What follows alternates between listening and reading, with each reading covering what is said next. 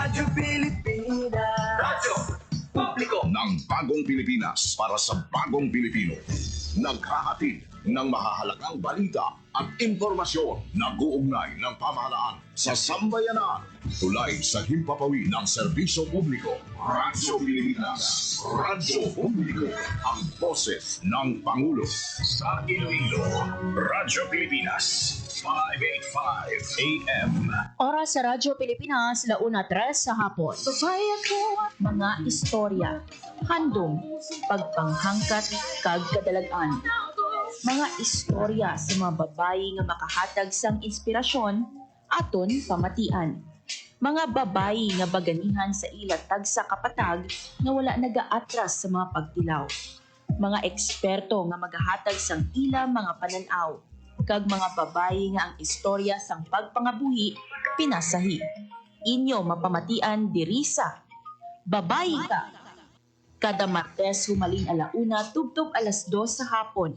Aton pamatian ang programa nga magahatag sang importansya sa kababaihan nga may handom nga magbag-o sang kalibutan. Babayi Ka. Diri sa Radyo Pilipinas, Iloilo. Babae ako at may silbi sa Babae ako at may silbi sa lipunan di paapi.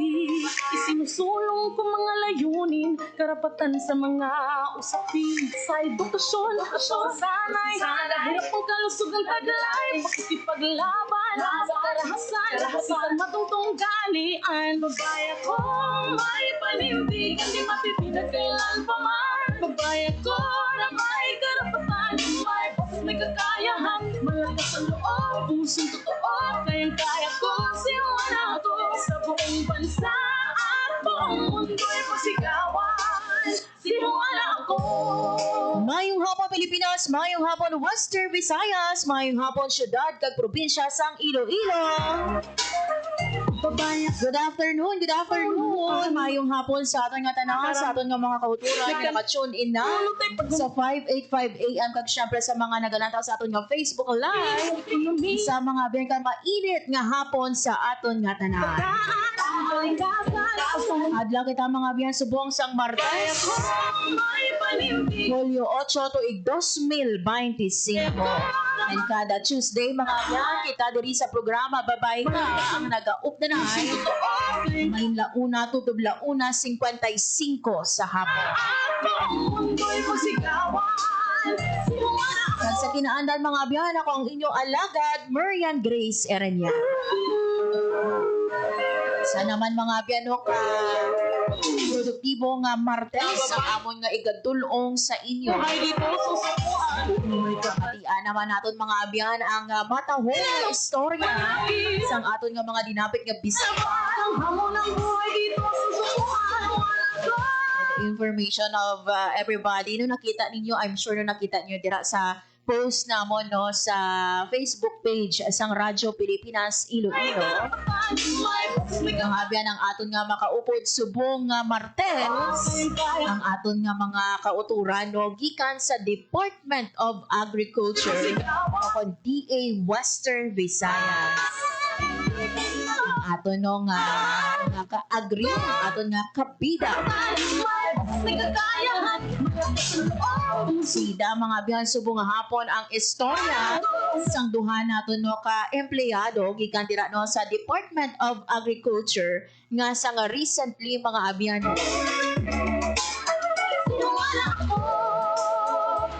mga ginhingadlan nga regional winners sa aton man nga civil service o CSC Region 6 CSC Pag-asa Award. Grabe mga biano hambal naton no ining pagkilala no sang aton nga Civil Service Commission sa aton nga mga public servant. Amo ini mga biano nga makabig naton kumbaga no nga pride mo gid ya. May silbi sa At syempre mga abyan no, dako nga achievement mga layunin. bilang isa ka civil servant. Kung ikaw mga abyan, Edukasyon. malaki Sana'y hirap ang kalusugang taglay. sa Makikipaglaban. mga outstanding government work Ang galian. sang aton nga civil service committee. Kasi matitigas kailan pa man. Kumbaga mga abyan no, mahambal naton nga this is a validation Kayahan. sa imo no nga effort sa imo nga Kaya ko sinuwanaw. obra sa gobyerno. Makilala ikaw mga abyan nga outstanding government work. Imagine mga abyan ha, sa mga hindi lang ginatos no kundi linibo nga empleyado sang gobyerno. Babaya ko. Sa ikaw sa Ang magdesisyon para sa karamihan. hingadlan nga outstanding government work. At sa kababaeng I'm proud mga abyano and I'm so excited na mapamatian no ang istorya sang duha naton ka kabida ka agri bayanan. Babaya ko. mga guest subong nga hapon. Kailan pa man. Babaya ko. Na may karapatan. May kakaya. I'm sure mga abyano hindi ini the first time or this is not the first time na mapatian ninyo ini sila. Mga abyano kita diri sa Radyo Pilipinas Iloilo. Everyday mga abyano nag-orhalin Monday to Friday. Ni ara kita mga abyano nga programa kaupod ang aton nga DA Western Visayas. Ang usapang agrikultura ng la 5 tubtubla sa isa May kapal sa iyo. Inananalig. Kaya sila mga abyano nang bisita man natin.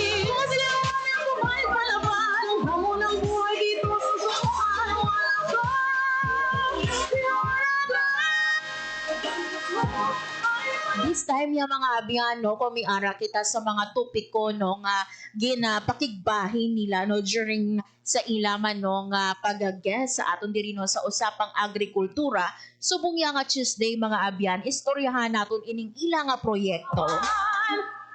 Ang Project Kabida nga giningadlan mga abyano nga CSC Pag-asa recipient. Before ko mga abyano ipakilala sa inyo ang aton nga mga bisita subong nga hapon, magakuha kita anay sa pinaka-latest nga lakas sang panahon kaupod ang aton nga Pag-asa Iloilo. Radyo Pilipinas. Sa atong piyakalinya si Ma'am Lenore Silvestre. Ma'am Lenore, maayong hapon sa imo. Hi, hello everyone. Maayong hapon. Amoy ni nga itong latest weather update para sa subong nga adlaw Tuesday, July 8, 2025. Sa subong wala naman kita may ginamonitor na LPA or bagyo sa sulod sa ating Philippine Area of Responsibility, habang may isa kitang nga nasiplatan nga LPA sa sagwa sang atong lugar, kung may kalayon 1,935 km east of extreme northern Luzon. Low chance man ini nga mag-develop into tropical depression kag wala man ni direkta nga epekto diri sa aton.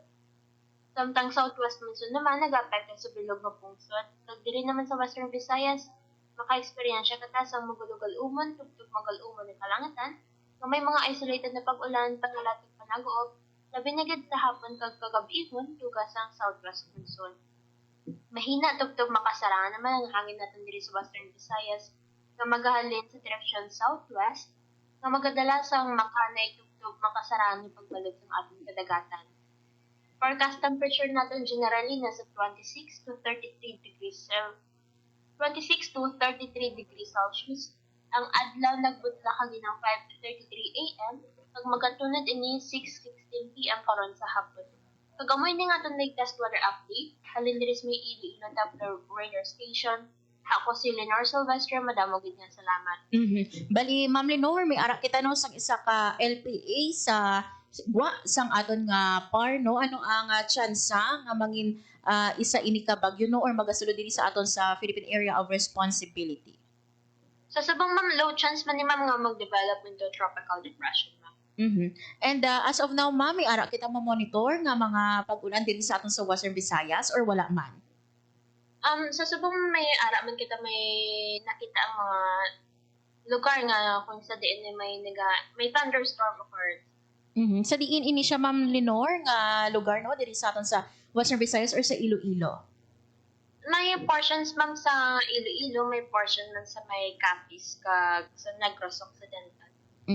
Ma'am, subong nga oras no 1:12 PM may window ang aton nga heat index no sa amo sini nga oras kag pila bilang projected naton nga heat index subong nga Martes.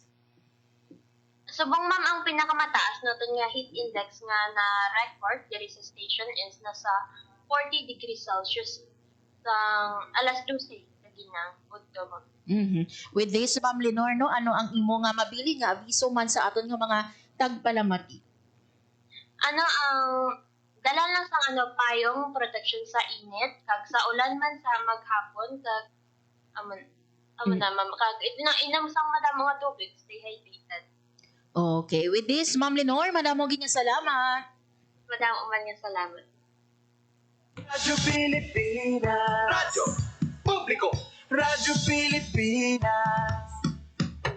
There you have it mga abyan, si Ma'am Lenore Silvestre ang aton nga weather observer gikan sa Pag-asa Iloilo no sa pagdulong sa pinaka-latest nga lakat sa nga panahon.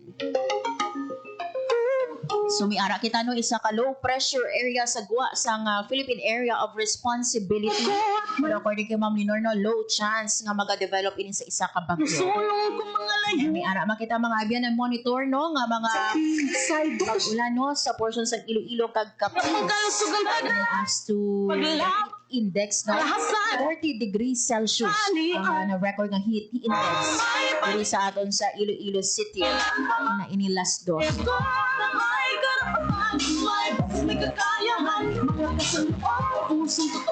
Oras mga abyan sa Radyo Pilipinas, 1:14 sa hapon. This time mga abyan, no? Or sa aton nga pagbalik, excited lang.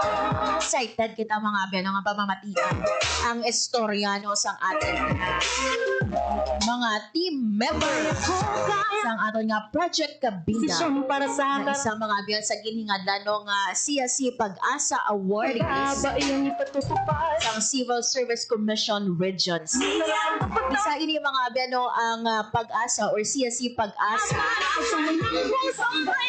Babayan ko, may panindigan, di matitinan kailan pa man. Babayan Sa kundi no pwede ma-rahan no na search for outstanding government work. kayang kaya. Bakit diri mga abyan no yara man ang Presidential Lingkod Bayan Award. At yara man mga abyan no ang Dangal ng Bayan Award. As to CSC Pag-asa Award mga abyan, ini no ginahata, gina-confirm no sa isa ka tao kung grupo no ang kontribusyon nila mga abyan no nag-lead ng resulta no sa inobasyon, digital transformation, iban pagig nga mga signifikante nga improvements no sa ilang nga ahensya. Ahensya man o kung department o kung region. So gani mga abyan no later on sa aton mga abyan nga pagbalik pamatian naton mga abyan no ang istorya sa aton no nga kabila aton nga mga kaagi sanday Ma'am Rhea Cristina Reso aton nga senior agriculturist at si Ma'am Karen Mijares ang aton mga agriculturist too. Ano ba lang mga abyan ining bato nila no sa pagkilala bilang CSC Pag-asa Award. Ano ang buot silingon sinino sa ila bilang mga civil servant? Pag syempre hibaluon taman mga abyan no ano ba lang ining project kabida sa mga kauturan nato nga first time nakabati no. Hindi pa api. Hibaluon taman mga abyan no bilang mga babae no nga nagapangalagad sa gobyerno Edukasyon. sa kagtugid no sa ground. Sugal Ano no ang mga challenges nga ilaya nga na experience Dali. and paano naton or paano nila ini mga abyan nga lampuas. Kailan pa man. So gani mga abyan no sa aton nga pagbalik makaupo na naton live sa aton nga Zoom. Sa day Ma'am Rhea kag si Ma'am Karen. Kayang kaya ko sino wala. Ayan mga abyan ang ilang nga istorya. Ano ba ining project kabila. Mga abyan magabalik ang programa Babay Ka. Time to celebrate kulturang Pinoy. Tradisyon, musika, sining, literatura at iba pa. Anything and everything fun and Filipino. Ito ang Pinoy Kultura. If there's anything that could describe the Filipino, it's that he loves to eat, which may not be exclusive to the race, but is especially unique because of his ingenuity and creativity when it comes to making food that's not only delicious but affordable. Ika nga, swak sa bulsa at panlasa. And in the case of street food, adventurous. Street food in the Philippines has especially become a fast-growing industry. The more popular ones, ang pinakamabenta, are known to its consumers by their unusual names, tulad ng Adidas, Walkman at Betamax. Sigurado akong na-experience na ng panlasa mo ang paa ng manok, tenga ng baboy, and clotted pig or chicken blood na para bang maliliit na blood cakes, named after what movies used to be watched on, or ang Betamax. Nikay de Guzman in Esquire says in the 50s, livestock was plentiful.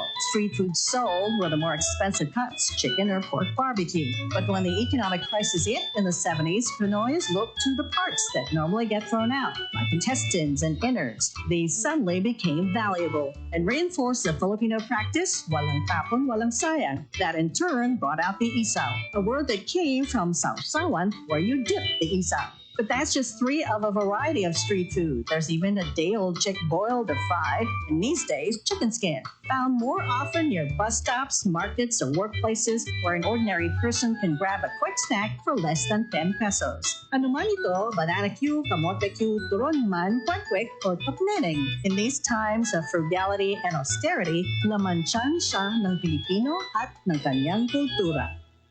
Yan ang Pinoy kultura because our culture is cool. Isang gabi, pauwi na sina Daisy at Eric galing sa sine. Eric, saan pa tayo pupunta? Gabi na. Uwi na tayo. Ha? Bakit? Anniversary natin ngayon. Tsaka sundali lang naman tayo sa motel eh.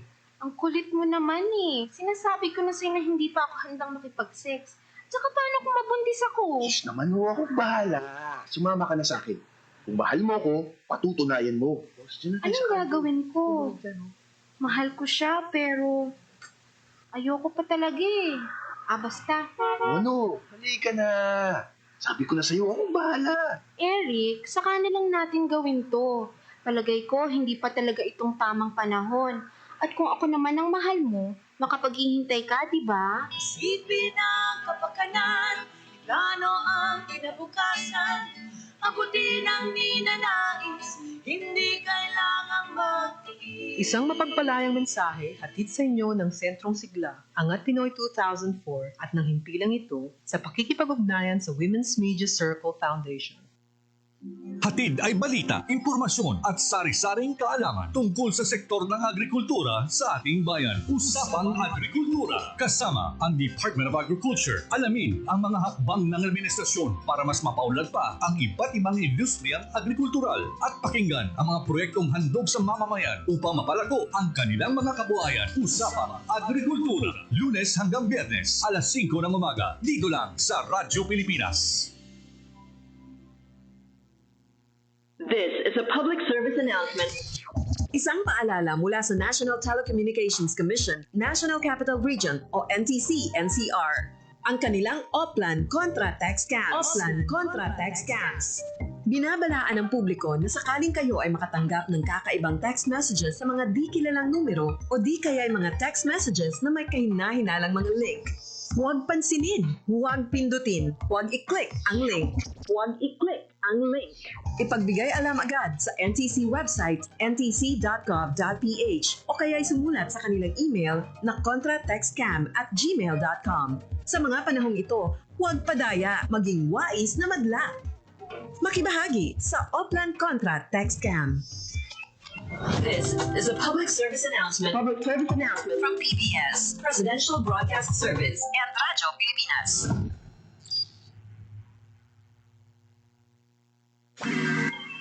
Sana'y tiyakin ng mga magulang kung maipanganak akong malusog.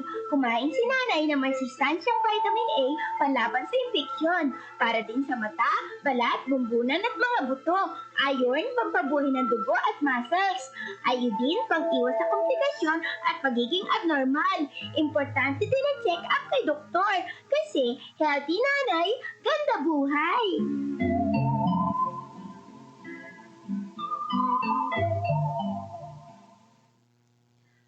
Oras sa Radyo Pilipinas, 1:22 sa hapon.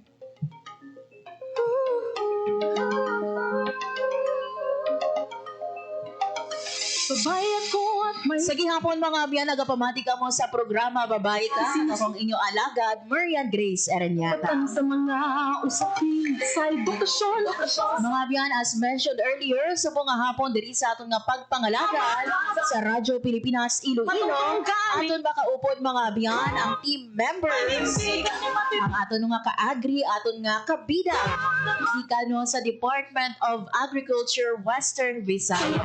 Ang project kabida naton mga biyan, no, giningadlan sang aton nga Civil Service Commission Region 6 bilang isa sa aton nga mga CSC Pag-asa Awardees diri sa Western Visayas. And I'm so excited mga biyan, so nga hapon pag makaupo naton ang aton nga mga team members. Baloon naton mga abyan no ang magdesisyon para sa ilang innovation no, ilang proyekto kung ining project kabida kag paano bala ini mga abyan no nakabulig sa aton nga mga programa no sang DA Region 6 and at the same time no sa aton nga mga pamatanan.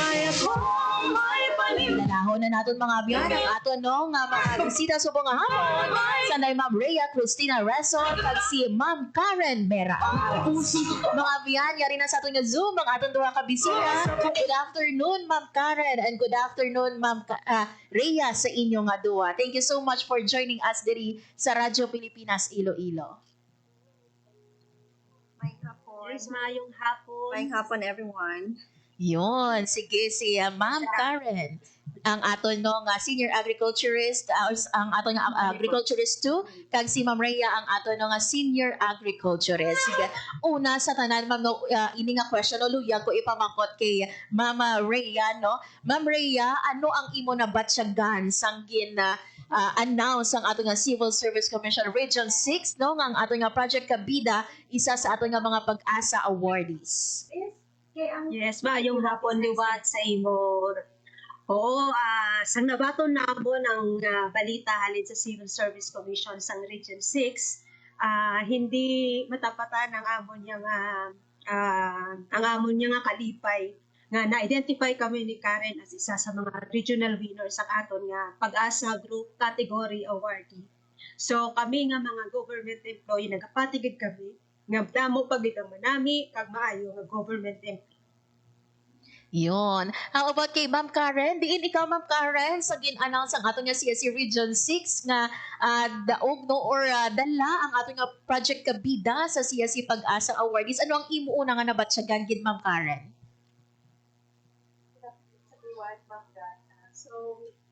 So, naman naman ko liwat. Actually, natulang lagi na ako pag-share since sinamon niya sa kami sa nadala sa regional leaders sa Project Vita.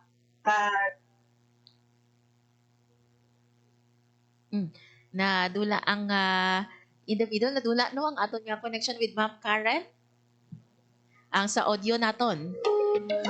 Sige, Ma'am Karen. Oh, wala gid Ma'am Karen audio no? Kung nandi pa Sige, balikan naton sa dili madugay sige Ma'am Karen. Sige. This time no introduce ninyo Ma'am Rhea and Ma'am Karen no ang inyo kaugalingon no for those no nga Sorry. Sorry. I think I'm na wala ko na ng audio. Sorry. Ma'am Medyo Karen. may naamon internet. Sige, Ma'am Karen Liwat, no? Ano ang imo na batsyagan? Okay Yes, okay na, Ma'am. Diin ikaw that time, sa gin-announce no nga, isa ang ato no nga project kabida sa CSC Pag-asa Awardees naton. Sure, ma'am, ari ko sa office, right? We're juggling with the deadlines for the national level, also sa Young Farmers Challenge, and it was very overwhelming. Like nakahibi ko. Call me OA, pero parang it was like a validation of all our hard works, our unpaid overtime na hindi nakikita ng madang people.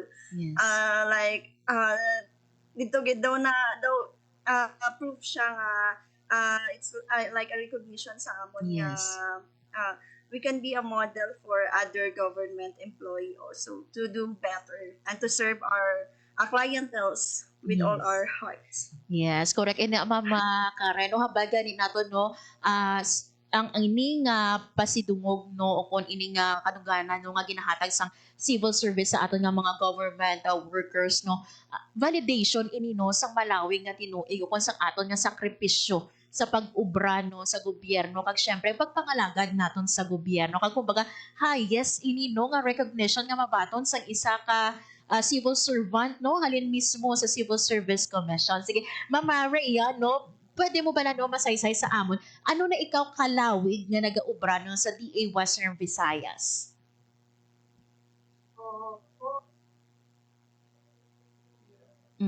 Yes, ang audio siguro ni Ma'am Rhea, ma-request kami man to turn on. Sorry, good ma'am. Sige, Okay, so ako diri sa Department of Agriculture, I have been serving the agency for the last 23 years. So actually ako halin gid ko sa Manila, sa Laguna ako nagdako kag I applied for the Department of Agriculture. Kaya ang ako niyang kurso is Agricultural Economics. So, nagkaroon ng opening for the agribusiness section diri sa Region 6. Ang akong parents are both Ilonggo. So, it is the Region 6 who opened with the window na makaserve sa aton sa aton nga mga public. Kaya halin ako sa corporate on a private entity, and then after 2 years, I transferred to the Department of Agriculture. And at first, I was shocked kasi balaan naton kung gaano ako ang difference between the gap on the situation of a private entity and a public office. But hambal ko gani kagina at the end of the day, kung mahimo mo nga manami gid ang imo nga trabaho, pag makita mo nga nag-smile ang imo yang mga client, daw dula gid ang pagod mo pag ang kakapoy. So in 23 years in service, diri lang gid ako na-assign sa Agribusiness and Marketing Assistance Division. So I started as a rank and file as an agriculturist 1. So that is for 11 years. And then during our rationalization, prior to that, I took my licensure exam for the agriculture and passed the board. So I was able to promoted to senior agriculturist. And again, 11 years after, now I have been recognized as one of the best government employee. So parang it's worth the 23 years of serving the farmers and the fisher folks, especially here in Western Visayas. Yes. Do ma-feel ko Ma'am Rhea no ang imo kumbaga nga do emotion no nga you're trying to hindi lang ipakita no subong nga hapon no. Kiti imagine 23 years in service no, and this year mga abya no gin-recognize si Ma'am Rhea no nga si Pag-asa Award. How about you Ma'am Karen no? I think in first time nga naka-interview ako sa imo Ma'am Karen no, kay I remember no do mga first week ko siguro sa usapang agrikultura, ikaw ang isa sa mga guest ko. So ikaw Ma'am Karen, ano na ikaw kadugay nga nag-work no sa Department of Agriculture Western Visayas? Yes, this is not my first rodeo in Radyo Pilipinas. We had last year. So, sa Department of Agriculture, manog 10 years na akong regular. So, thank you, Department of Agriculture Western Visayas. But I've been serving the government for 13 years na. So, when I graduated, this is government service gidyang ako nga start. So, nag-start ako sa Office of the Provincial Agriculturist in the province of Negros Occidental since I was their scholar when I was in college. So, ang goal ko gid siya, that's why I stayed in the government, is to pay back sa mga tao, kay napa-eskwela man ko sang mga tao. So now, I'm really enjoying being a government servant diri sa DA Western Visayas. Yes. Ma'am Rhea and Ma'am Karen, both of you yara sa aton nga agribusiness dira sa DA Western Visayas. Yes, ma'am. Yes, ma'am. Yes, ma'am. O yun. Sige. Ma'am, no, ining pagdala sa Project Kabida, no, CSE Pag-asa Awardee, was it a surprise for the both of you nga madala bilang regional winners natin, Ma'am Karen? Actually, ma'am, yes. Kasi parang abrupt lang siya ginambal sa amon nga. I-compete ka mo namon and civil service has a lot of mga requirements. So, nabudlayan gid bala kami i-comply aside sa story namon. We know we have really a great story to tell, pero parang sa kadamo bala sa mga government employees kag bilog pa nga Western Visayas ang makumpit, so daw pinagpasa Diyos na lang namon ang tanan after pila ka months pagid nagwa ang result. So daw medyo wala na gid kami mayo gid nag-expect nga madala. Yes. And Ma'am Rhea, tell us about this, no, Project Kabida, no? Ano ba la ining Project Kabida, no? Sang sano inig conceptualize, no? Ano ang tinutuyo sang sini nga Project Kabida? Okay. So, ang Project Kabida, amo na siyang ginpangalan nabon sa isa ka ang project na gin-entry nabon sa Civil Service Commission. So, ang iniya nga project is nag-focus sa programa sa Department of Agriculture para sa mga kabataan at para sa mga youth. Amo na ang ginatawag naton nga Young Farmers Challenge Program. So, ang Young Farmers Challenge Program is gin-conceptualized way back in 2021 during the height of our pandemic. Yes. So, diri nakita naton kung ano ka importante ang sektor sa agrikultura during pandemic na kung wala ang agriculture paano kita makakaon sa amuna nga tiyempo. So ang initial gid nga purpose ang aton nga Young Farmers Challenge Program is nakita sa statistics na on the average ang age sang aton mga farmers is nasa 58 years old and above. And makita gid naton normally is mga senior citizen na nga ginatawag bala. And for others naman nga mga professionals, ginahimo nila nga second career. Nahambal sila nga mag-retire ako, manguman na lang ako, mag-retire ako, magbulit ako sa amon nga uma. So it is in the idea of the Young Farmers Challenge na why not start at a very young age? Why not start with this youth na naga-age 18 to 30 years old? Na may interest kag may passion in agriculture. So during that pandemic, halos ang mga estudyante is naga-online. And that was also the time na nakita man sa opportunity naton. Nga, it's not only about going online na mahampang sila online games or ma-scroll on social media or they are doing their Instagram and their TikToks. So it is through this online platform that the Young Farmers Challenge was conceptualized that we encourage this young generation, 18 to 30 years old, na may mga interest sa agriculture. Why not come up with an agribusiness idea on agriculture? So it will encompass from production to processing up to the packaging of it. It is just an idea. Wala kita sang ginapangita nga existing na ilayang nga negosyo or activity. But with their concept and with their idea, paano nila matransform ito nga makabulik sa ilayang nga pamilya or makahatag sang additional income sa ila household. So, ang competition sa Young Farmers Challenge, when we started in 2021, everything was almost online. From the orientation, going to the presentation, and then to the pitching.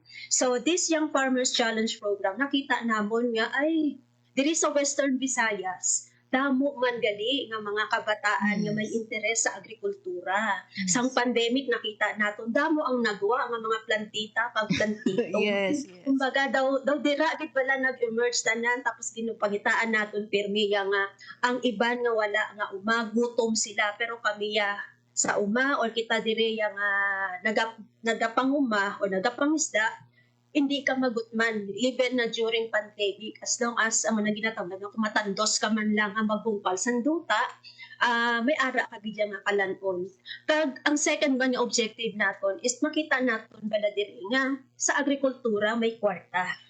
Kay minsan ang paminsaron gid nila is even ang mga iban nga mga generations that pag sa agriculture, kung magkapot ka sa duta, it's either yung pigado pa nga tao, pigado pa mga pamilya, mahigko sa agriculture, mabaho sa agriculture.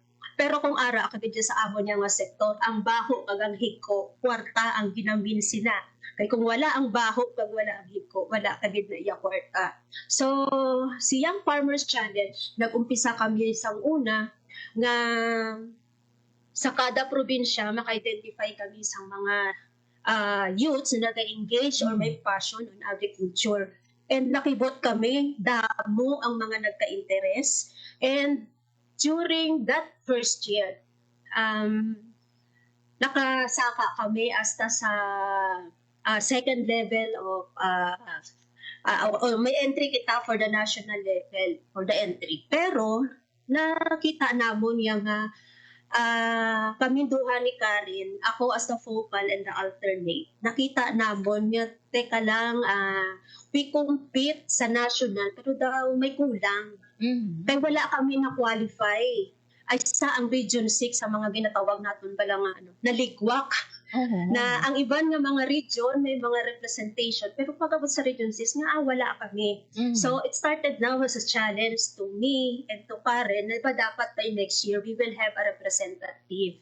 So in other words, dira man kami nag-umpisa na kailangan nating maging o sa Tagalog maging pabida-bida.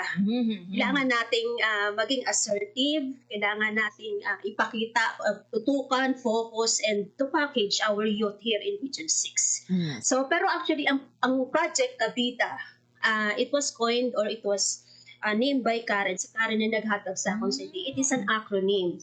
Kaya gusto naman makita na ang Ka, which is ang kabataan, ang Bida sa agrikultura. So, naman na siya naging tawag namon siya nga Project Kabida. So, on the second year, tinutukan namin ang iniya nga mga bata na may potential, kag may interest, na ang nagsulod sa ato niyang mga competitions, ang nag-intra, tinutukan namon the way they prepare their business model canvas, tintanaw man naton paano sila mag-pitch, hindi lang sa amon, nangayo man kami ng bulig sa mga experts na practice, kaya expose man namon sila sa mga scenario on pitching, how you present your material, and at the same time, our experts and coaches, may aragit kami mga partner from the private sectors, from the national government agencies, and even from the state universities and colleges. So, bin-package namon siya, and it is very humbling on our part na on the second year, from the ligwak moment, nakuha ng Region 6 ang isa sa pinakadamo ng national awardees. So, out of 7, 5 ang naipasok ng Region 6 unit. So, sabi namin, bawing-bawi ang unang taon nga wala kami nakapasunod, but of the 7, Region 6 was recognized as with the most number of national awardees. And it does not stop there. It does not stop there na parang wala, nananalo na, okay, fine. No. It is also where we started to do the mentoring and coaching with our Young Farmers Challenge awardees. Hindi natin sila masasabing successful kung asta lang sa business model canvas or asta lang sa papel ang kanilang mga negosyo. Hindi man natin sila matawag na successful kung wala sila sang mai-contribute sa ilayang community. So, yes. Oo, so, okay pa ako ng joke. Yes. May nagsunod na call. So, dira ba lang nakita naman sa mga bata? Hindi siya matatapos sa grant na ma-receive nila. Kasi ang grant is designed for them to start up their own business. So, dira nakita namon nga from the 1 year of its operations going to the second, nakita namon ang big change to this young farmers. Nakita namon ang big change on their relationship with their family. Kaya ang pag-intra sa Young Farmers Challenge, hindi niya obra sa isa lang kabata. Yes. It badly needed the support of the family. Kaya siya ang may idea, pero ang pag-manage, pag-operate, ara man ang iya parents or ara ang iya nga family na nagabambig sa ila. Majority of our awardees who have successful business operations have a family support on their back. Or they have a support system that really engaging themselves to the business. So hindi siya nga daw isa lang or ang young farmer lang nagatutok, but rather it is a work with a support system na if in case na may mga issues or problems siya, may someone to help him or someone to go with him. And then going on the third year of the Young Farmers Challenge, it's not an everyday Christmas for us. Talagang damo siya challenges. So even this is a special program, and being with a special program, it depends on the budget that is being assigned to us. So on the third year, medyo na late ang amon yung implementation of the program, but then it didn't stop us. It is not between us, me and Karen, we also have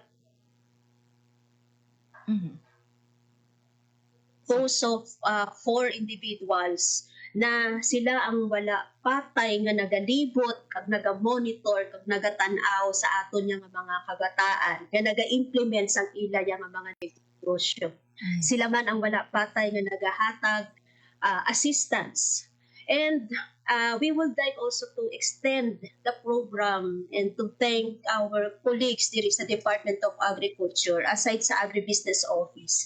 We have the Field Operations Division, the Regulatory, the Planning Office, and our admin, and also the Resource Division, who have been helping us giving technical assistance for our young farmers awardees, who have been giving business development assistance or mga production support.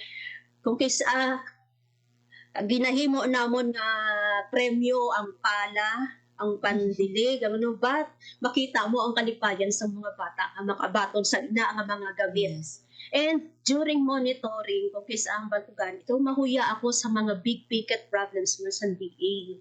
Because with a merely 80,000 pesos as initial grant, nakapatindo ng isa ka young farmer sa iyaya nga greenhouse, maka-operate siya sa iyaya nga vermiculture project, maka-operate siya sa iyaya nga fish pond. So parang with a mere startup capital, it goes a long way, not only to the young farmer awardee, but to their families, and makita man siya sa iban man ng mga kabataan sa ilang nga community, nga na-inspire man nga, next year gusto ko ako man dira. O di kaya makita siya sa iyaya nga mga classmate pag intra niya, pag sunod niya sa school, ay kaya ko man gali, kaya ko man ang ginahimo niya. So why not try on it?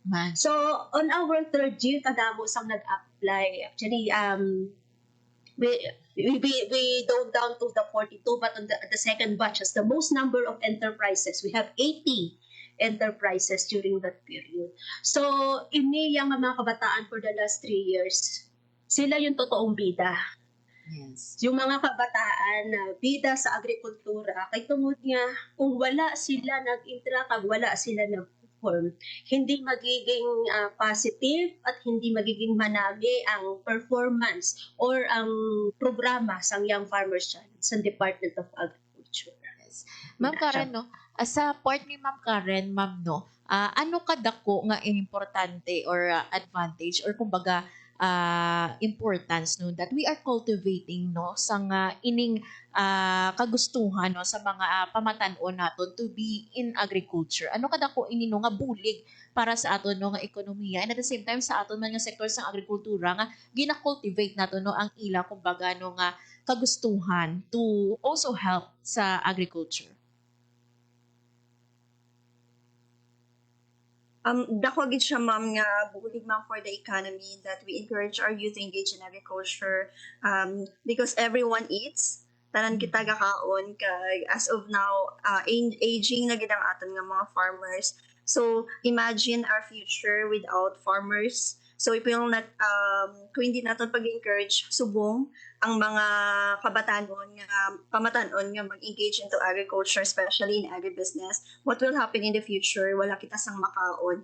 So sa amon man nga sa sini nga programa diri lang sa Western Visayas, we are very proud nga sa 2021 to 2023 ang amon nga mga natagaan nga mga kabataan naka-generate sang income sa sales na more than 20 million. So ang ara siya nga sales, it's really a big help sa aton nga local economy sa pag-create sa mga local man nga livelihood. So imagine ang mga kabataan nato nakahatag man sila sang mga trabaho sa local nga komunidad kag nakabulig man sila sa iban pagid nga pamatan-on. So through this program ma'am, nakabulig pagid ang iban. So we're just ginapasa-pasa lang bala, pass it forward lang ang kung anong gintudo namon sa mga bata, kung anong ginhatag namon nga support sa ila, na empowerment sila namon nga para makabulig pagid sa iban nga mga pamatan-on kag bisan sa mga hindi pamatan-on sa ilang nga local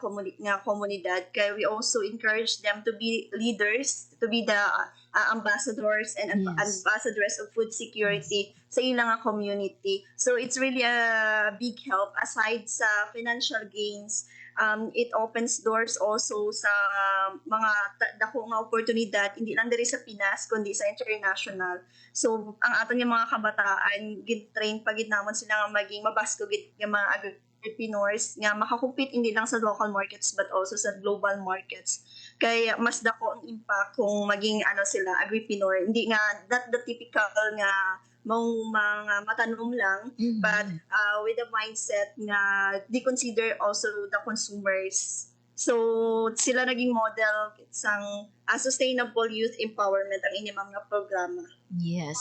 Kaga kainan no gin-mention ni Ma'am Rhea diri no ang support kumbaga no sa family dako gid nga bagay no. I remember no isa sa mga na-interview ko no nga YFC winner naton, provincial level winner naton, gipayag niya no nga ang family niya amo ang nagabulig sa iya kumbaga no, wala siya apart sa mga tinawon niya ti ara gid ka suporta ang iya nga parents kagang iya man nga kauturan kag manami no kay ti may ara kumbaga sang support system no, may ara sang naga-push sa ila no nga members of their family no nga sigihon ini no ang ila man nga mga livelihood project o ng ila no nga negosyo kag gin-mention mo Ma'am Karen no, bali may ara wala lang naton sila gina-train kumbaga no to compete no sang iban pagid nato no diri sa local area nato, but even no we go global gina-enhance pagid nato no ining aton nga mga kapamatan-on man. And mga pila na Ma'am no, if you may ara ka mo no estimate, rough estimate hanin sa 2021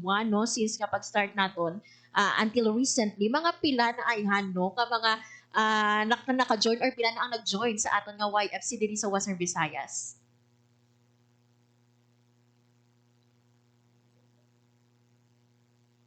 Sige, si Ma'am Ray. Mga rough estimate, mga pila na guro, Ma'am Ray? Kung for Western Visayas, damo nakita niya nga mga kabataan nga na-engage naton daw mga almost 359 something on that is with the awardees itself. So, ang aton kasi nga Young Farmers Challenge, hindi, yun nga, may support system, pero sa category nato, may ara kita niya nga individual and group. So, that's why amo na nakadamo ang aton niya nga mga na-engage. So, during the first year, we have around 62 enterprises, tapos nag-ara kami nga 80, and 42. So all in all, mga 184 enterprises with around 359 youths. So sa provincial awardee pa lang na siya yung akong measurements or the numbers ang mga na-serve sa Young Farmers Challenge. Pero amo itong ginhambal ni Karen nga hindi lang yung sa competition or sa money matters na nag-equate naton with the Young Farmers Challenge. Pero gina-involve man namon ang iban nga mga youth engaging in agriculture bisan wala sila nag-intra sa Young Farmers Challenge.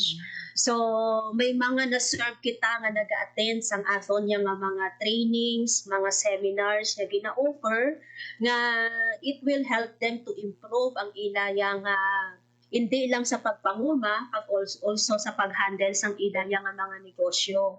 Actually, sa isa ka tuig, mga 4 hanggang 5 nga klase nga training ang pwede namon ma-provide sa agribusiness office. So, ang una, nag-start kita on the business planning or the preparation ng business model canvas para ma-visualize ang aton yung mga kabataan kung paano ba lang mag-prepare sa isa ka business proposal or ano ang unod niya, kag maintindihan nila kung ano man ang gina-require natin sa Young Farmers Challenge if in case they decide to join or to compete. And then, ang isang naman mga training naton is on basic or simple bookkeeping and record keeping. Kaya ang financial setup sa isa ka enterprise, isa na siya sa pinaka-importante nga key component. Kay hindi na siya yang may interest ka lang, but dapat kabalo ka magpadalagan sa imong nga negosyo, na intindihan mo kung dapat nga nagaginansya ka, dapat na viable siya para makita ta or maging sustainable ang imo yang business. And then ang tatlo nga training is more on the technical side. May ara kita nga mga production support services nga training. Depende sa kung ano ang mga commodities or ano ang klase sa ilayang farming or fishing activity na gina-engage. May ara man kita trainings under processing or value adding. Balikan naton mga biyan sa dili madugay no ang aton nga mga bisita subong nga hapon no sunday Ma'am Rhea Cristina Reso and si Mama Karen Mejares. So this time mga biyan no ginapamangkot naton no ang aton nga mga bisita man no kung mga pila na ba na mga biyan no ang naka-join sa aton no nga Young Farmers Challenge. May silbi sa lipunan di paapi, isinusulong ko mga layunin, karapatan sa mga usap. So according diri kay Ma'am Rhea mga abyan no ginapaidalom ini no not only no ang mga naga-join no sa YFC no ang ila man gina-train but they also provided mga abyan no sang training man sa mga pamatan-o diri mga abyan no ang pag-ubra sang ilang business proposals lakip man diri yung pagpaidalom sa ila sa basic bookkeeping di kinahanglan mga abyan no nga kung once no ang isa ka pamatan-on mag-decide no nga amo ini ang iyaya nga negosyo nga luyag no tahakon hindi lang kumbaga naka-focus no sa negosyo sa pagbaligya lakip dira mga abyan no ang production sa karamihan no ginalantaw naton kumbaga no ang long-term impact sang ila no nga negosyo. So siyari nagapala nung balik sa Ma'am Rhea and si Ma'am Karen. Sige Ma'am Karen padayon at Ma'am Rhea padayon lang no sa imong mention ka ina. Ay, sige ma'am, pasensya na kay nautod dito. So, muna, ang ikatatlo na ato nga class ng mga training is on the processing and value adding. Kaya ginatudloan man nato ng aton mga kabataan, kagang mga farmers or fisher folks, kung paano nga mas mag-increase pagit ang value sa idayang mga gina-produce. So, dira kita yung processing, may ara man kita ginatawag mga product development training na makita naton kung ano pa ang mga alternative uses ang atong mga commodities nga ginagamit. So, ang isa pagid nga training na ginahatag naton is on packaging and labeling. Kay ang aton mga agricultural products, daw naanad lang kita kung kisa nga design siya, nga ara lang siya nga nakabalot sa either dahon ng saging, plastic, or ordinary. But dapat i-prepare nato naman na ginatawag bala naton nga we have to think globally. Ang ato nga product dapat kaya niya mag-compete sa mga commercial introduced nga mga commodities. Ang ato nga packaging dapat improve pag acceptable sa ato nga mga consumer.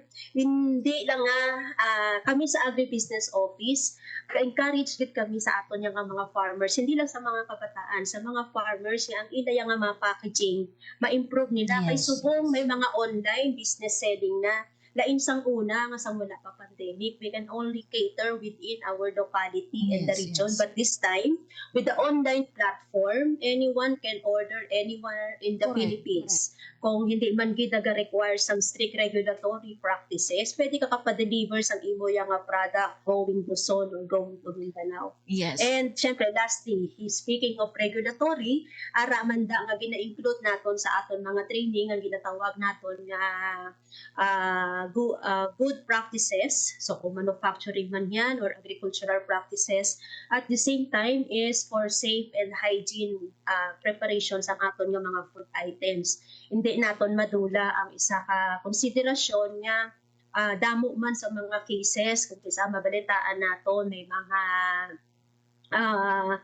mga na food poison or may mga problems on the food that being served in the market. So, ginatuduan naton or gina-expose man naton ang mga bata sa food safety and pag-manage sa preparation sa ilayang mga food. And because this is an enterprise, isa sa main goal gid namon is ma-register naton or maging legitimate ang business ng mga kabataan. And I am proud that out of those aton nga mga na-establish o mga nag-operate sang ilayang mga enterprises, makahambal gid ko yung siguro nasa 20 to 25% of them are now registered with the DTI. So, kumbaga sabihin na legal ang kanilang business. Yes. They have DTI, they have PIR permits, and that is also the reason nga pwedeng gina-engage man namon sila, hindi lang sa Young Farmers Challenge, kung gina-open naton ang window na makaupod na sila sa mga ginatawag nato mga farmers cooperatives and associations. So dira mas magiging dako o broader ang ilayang environment, ma-expose gid sila sa true nature sa business. So far we have a few success stories na mahambal gid namon. Nga may ara kami nga mga kabataan nga because of the Young Farmers Challenge na ilaya nga naumpisahan, ang iba nyo nagaubra sa una, give up na nila ang ilaya nga mga work and they focus in their own business. So actually, isa na siya sa mga nakikita ko, doon na namian dito nga, kung isa ka ka-dreamer, kung isa ka ka-bata, mahambal mo gid na someday, I will be my own boss. Yes. So, hindi iya nga ma-serve ka dito. Hindi ko man ginahambal nga malain nga magserbisyo kita or mag-ubra. Yes. Pero mas lain ang accomplishment sa isa ka tawo kung ikaw mismo may sarili kang negosyo or may sarili kayang business na ikaw gid mismo natutukan mo pag gimitan mo siya.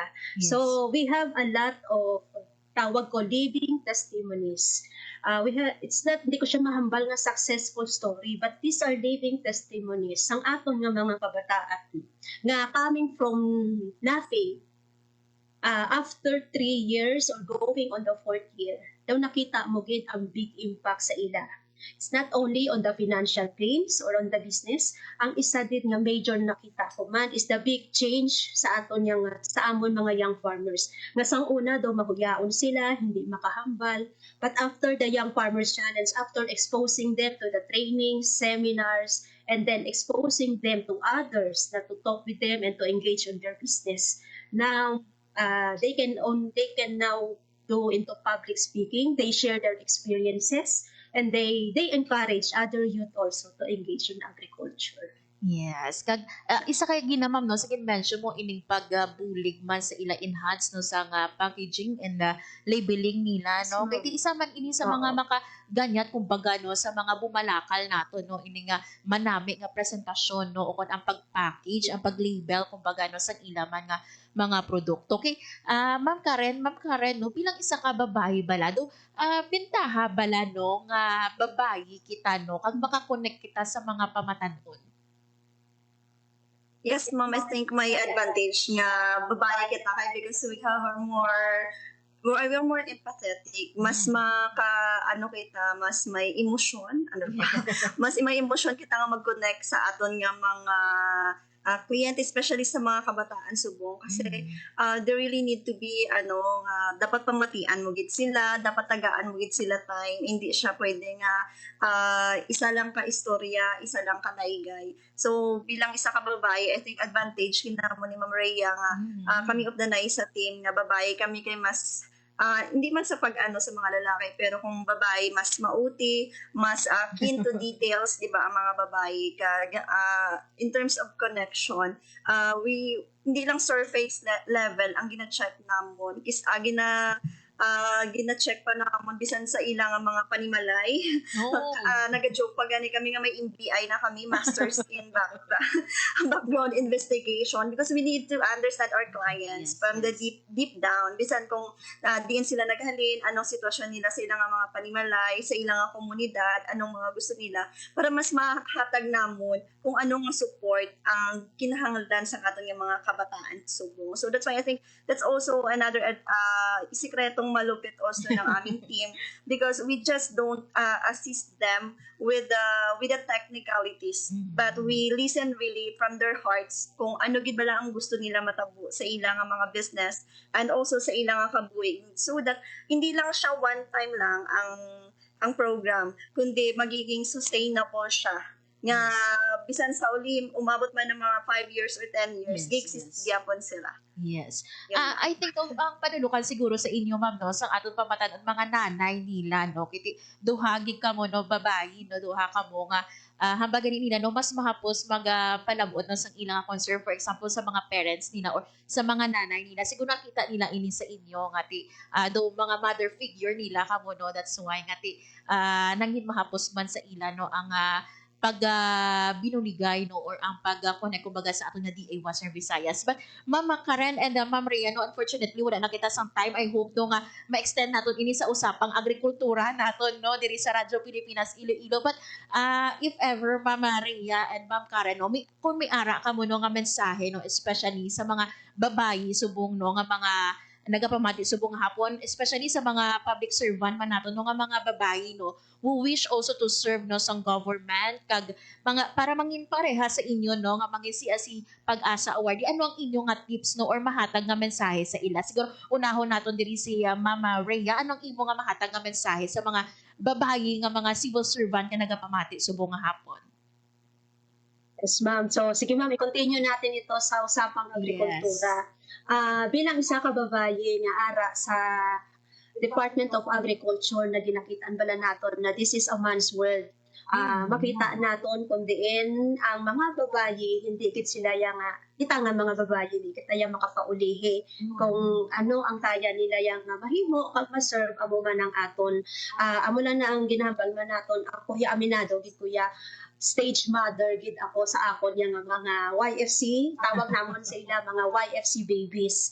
So siguro amo na siya ang naging mission ko na wala ako ya bata, wala ko ya asawa. So because tungod siguro ang akon mission is I will be having these 300 plus babies to be honed and to be nga mabuligan sila kag namon. So upod ko man yang si Karen bilang isa ka empleyado man sa atong gobyerno, manahambal ko kagina kami nagpapasalamat sa civil service nga na-identify kami as outstanding government workers.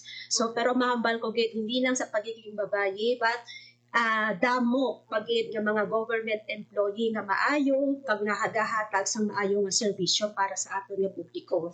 So siguro for just last few words pasalamat gid kami sa dako nga pulik sang aton yang amon yang tatay man dire si Director Dennis Altia, ang amon nga naging nanay sa Agribusiness Office si Ma'am Tess Solis kag ang sugo nga nagahatag sa amon sang asiyang support si Ma'am Mayan Graco kag sa mga upod namon dire sa opisina. Kaya ang ini nga proyekto kag ang pagiging project nga kabida, hindi gid ni siya maging successful kag hindi ni siya naging manami kung wala sang bulig kag atensyon yung nakuha namon from the different sources. So siguro mapatigayon pag idyan nato ang ining istorya kay isa ni sa mga pinagmamalaki talaga namin nga proyekto sa Department of Agriculture. Kag bilang isa ka babae, mapakita gid naton nga we really have the edge na makaya naton nga mag-excel sa larangan or sa field kundi dominated sa aton yang mga male counterparts. And lastly, tandaan nato nabasa ko ni kagabi nga to be of service to the people is not a sacrifice. To be of service to the people is a privilege only given to a few. Yes. So, damo gid salamat. Yes, sakto gid ina ma'am no ang ini no nga pagserbisyo naton sa publiko no sa aton nga mga kliyente kumbaga no hindi ini siya pure service man no but this is a privilege for us no nga maserbisyohan sila. Sige, kay Ma'am Karen, ano ang imo Ma'am Karen mahatag nga tips no especially sa mga babayi nga nagapamati subong and those man no nga mga civil servant naton nga nagapamati subong nga hapon? Sa ako naman, ma'am, bilang isa ka babae nga medyo pataon pa sa serbisyo, so ang ako nahambal sa mga kaupod ko sa gobyerno, padayon lang kita sa pagserbisyo nga halin sa aton nga tagipusoon. Hindi na kita maghulat pa nga subuon. Don't wait for permission to lead or to care. Speak up, show up, bisan lain ang pamatsyag, ubra gyapon.